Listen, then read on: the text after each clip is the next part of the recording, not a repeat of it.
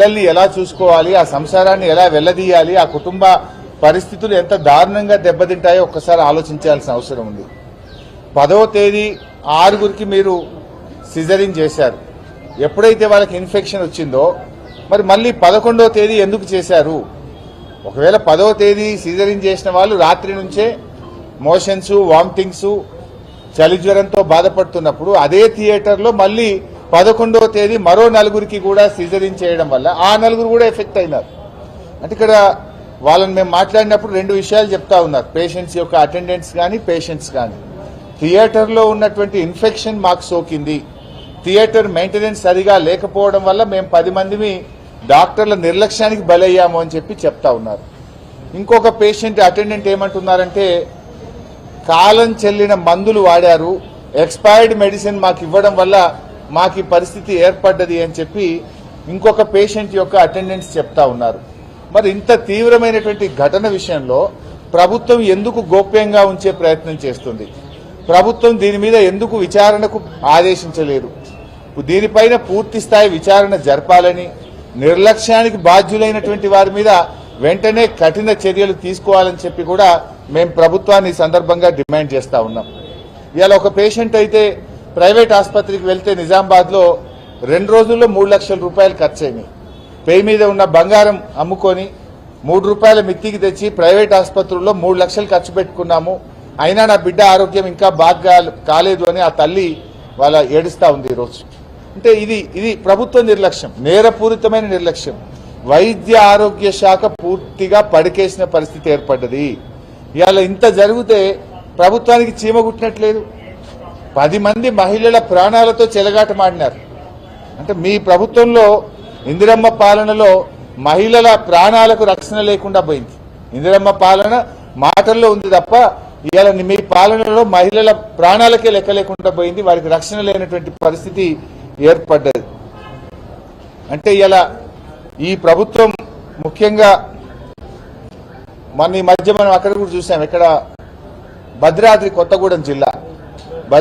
కొత్తగూడెం జిల్లాలో డెలివరీకి వెళ్ళినటువంటి మహిళను జాయిన్ చేసుకోకపోవడం, బెడ్ ఇవ్వకపోవడం వల్ల నిలబడే బిడ్డకు జన్మనిచ్చినటువంటి హృదయ విదారకమైనటువంటి సంఘటనలు కూడా ఈ రాష్ట్రంలో జరుగుతూ ఉన్నాయి.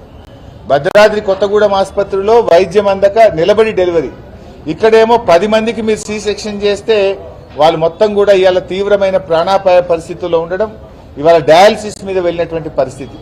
ఇవాళ ఇంకా చివరికి వాళ్ళు చెప్తా ఉన్నారు, పిల్లలకు పాలిస్తే ఆ పిల్లలకు కూడా ఇన్ఫెక్షన్ సోకి నీలోఫర్ ఆసుపత్రిలో ఆ పసిపిల్లలు చికిత్స తీసుకునేటువంటి పరిస్థితి. అంటే తల్లులకు సోకినటువంటి ఇన్ఫెక్షన్ పాల రూపంలో పసిపిల్లలకు కూడా చేరి ఆ పిల్లలు కూడా ఈరోజు జాండీస్తో రకరకాల ఇబ్బందితో నీలోఫర్ ఆసుపత్రిలో ఆ పిల్లలు చికిత్స పొందుతున్నటువంటి పరిస్థితి ఏర్పడ్డది.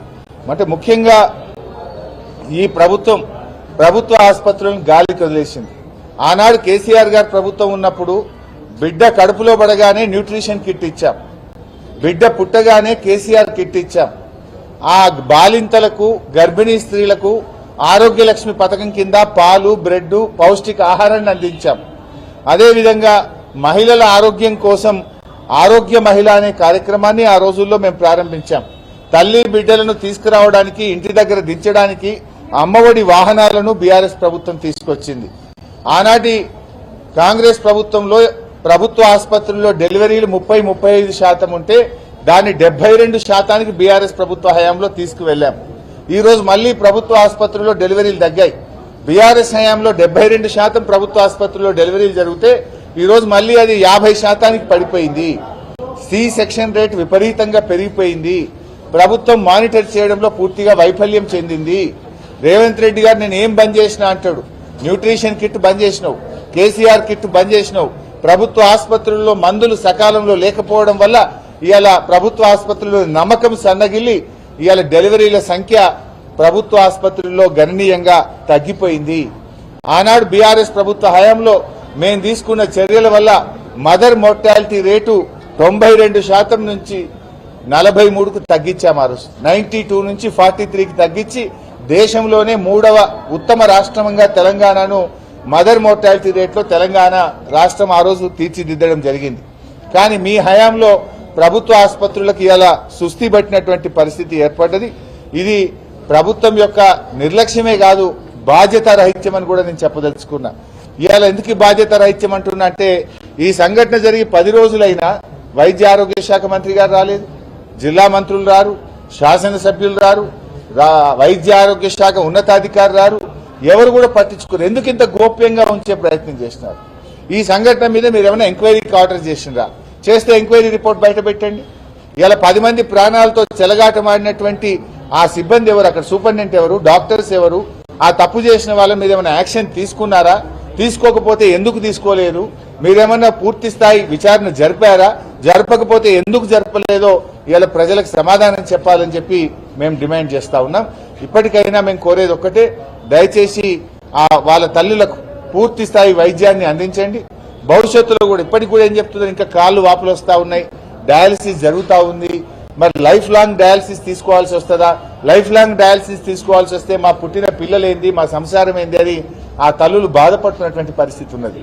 ఇటువంటి దాని మీద సీరియస్ యాక్షన్ తీసుకోవాలని, పూర్తి స్థాయి విచారణ జరపాలని, ఆ కుటుంబాలకు ఎక్స్గ్రేషియా ఇచ్చి ఆ కుటుంబాలను ఆదుకోవాలని చెప్పి మేము ప్రభుత్వాన్ని డిమాండ్ చేస్తా ఉన్నాం. అదేవిధంగా గతంలో కూడా నేను ఇక్కడికి వచ్చినప్పుడు ఖమ్మంలో ఒక మైనర్ బాలిక రేప్ జరిగితే ఆ రోజు కూడా బీఆర్ఎస్ స్పందించేదాకా ప్రభుత్వం రాలేదు. మేము రాగానే హడావిడిగా సీతక్కలు, తుమ్మల గారు, ఇంకోరు మా వెంటనే వాళ్ళు వచ్చింది తప్ప అప్పటిదాకా ఎవరు రాలే. ఆ అమ్మాయి కూడా ఇంకా కూడా ఆసుపత్రిలోనే ఉంది. ఆ అమ్మాయిని కూడా పరామర్శించాం, ఆ పసిపాపను కూడా మాట్లాడినాం. ఆ అమ్మాయి పాపం కాళ్ళు నిలబడే పరిస్థితి లేదు. ఆ అమ్మాయి తన కాళ్ళ మీద తాను నిలబడడం ఇంకా కష్టమే అని చెప్పి డాక్టర్లు చెప్తా ఉన్నారు. ఆ అమ్మాయి నడుము నుంచి కింది భాగం ఏది కూడా పనిచేయడం లేదు. యూరిన్ కానీ, మోషన్స్ కానీ, కాళ్ళు నడవడం కానీ ఇవన్నీ చాలా కష్టం అని చెప్పి పాపం డాక్టర్లు చెప్తా ఉన్నారు. నేను అందుకే ప్రభుత్వాన్ని కూడా కోరుతున్నాం, ఆ అమ్మాయికి కనీసం ఒక 20-25 లక్షలు, ఎందుకంటే లైఫ్ లాంగ్ అమ్మాయి, చిన్న 8వ తరగతి చదువుతున్న అమ్మాయి, లైఫ్ లాంగ్ మైనర్ బాలిక.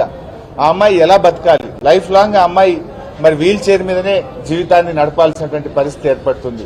అందువల్ల కనీసం ఒక 25 లక్షల రూపాయలు ఆ అమ్మాయికి